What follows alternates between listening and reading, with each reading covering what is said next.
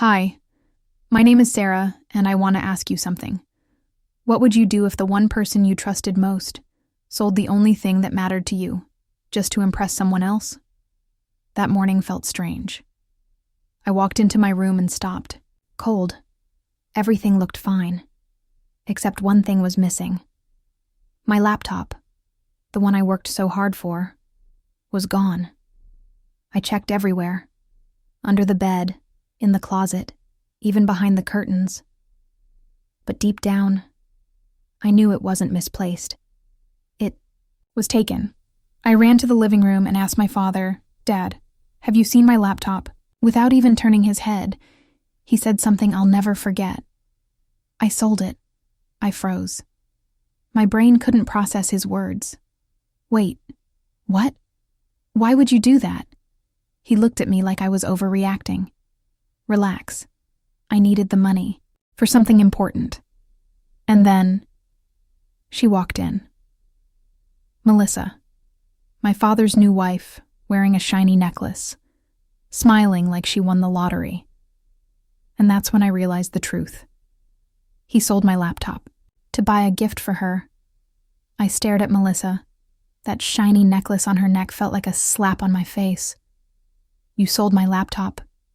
For her?" My voice cracked. I wasn't just shocked, I was hurt. That laptop wasn't just a machine. It had my university applications, my scholarship documents, my entire future. I worked 2 part-time jobs, tutoring kids and cleaning offices, to buy it. Every late night, every missed hangout with friends, all of it was for that laptop. And now it was gone. "I live here too, Dad. You didn't even ask me," he scoffed. "You should be thankful. At least now we have peace in this house." Peace? He meant their peace, not mine. Melissa stepped forward with a smug smile. "Oh, honey. Don't be so dramatic. It's not like it was that expensive." My fists clenched. It may not have been expensive to them, but to me, it was everything. That day, something inside me changed. I realized I wasn't part of this new family anymore. To them, I was just a burden. But they didn't know me. My name is Sarah, and I never stay silent when someone tries to crush my dreams. That night, I couldn't sleep. I stared at the empty corner of my room where my laptop once sat, and I promised myself I would get it back, not just the laptop, but the respect they took from me. The next morning, I waited for them to leave the house. As soon as the door slammed shut, I went straight to my dad's study. I needed answers. He always kept receipts and documents in his locked drawer. I had seen him use the key 100 times. It was hidden behind the wall painting. I found it. Opened the drawer. Inside, I saw bills, insurance papers, and then something else. A bank statement. I wasn't trying to be nosy, but something about it caught my eye. There were recent withdrawals, thousands of dollars. Why would he need to sell my laptop when he had money? And then, tucked underneath, was a folded letter, addressed to me. I opened it with shaking hands. It was from the scholarship office, dated 2 weeks ago. "Congratulations. Sarah, you have been awarded a full scholarship to our university program abroad." Tears welled up in my eyes. I never saw this letter before, because my dad had hidden it. He didn't want me to leave. He wanted me to stay, so I wouldn't be in the way of his new life with Melissa. He had planned it all. He didn't just take my laptop. He tried to steal my future. My hands were trembling.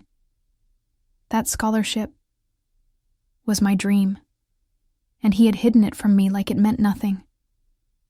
But you know what hurt the most? It wasn't just the betrayal. It was realizing that my own father would rather keep me trapped than see me succeed. I didn't cry. I didn't scream. I took the letter, made a copy, and the next day, I packed my bag and went straight to the university office. When I showed them the letter, the lady at the desk smiled warmly. "We were wondering why you hadn't replied. You still have 3 days to confirm your spot." And I did, without a second thought. That evening, I came home and found my dad and Melissa on the couch, laughing. I stood in front of them, calm but firm. I saw the letter. I got the scholarship. And I accepted it. Dad's face turned pale. "You did what?" "I'm leaving next week, and no one's stopping me." Melissa opened her mouth, but I cut her off. "You two made it clear I'm not part of this family, so don't worry. I won't be in your way anymore." I walked out of that room with my head high, for the first time. I wasn't scared of losing them, because I had already found something better. The day of my departure arrived. I stood at the airport with my backpack, passport, and that folded scholarship letter in my hand, the same one they tried to bury. No, one came to say goodbye. Not my dad, not Melissa. And honestly, I didn't expect them to. But just as I was about to board the plane, a familiar voice called out, "Sarah, wait."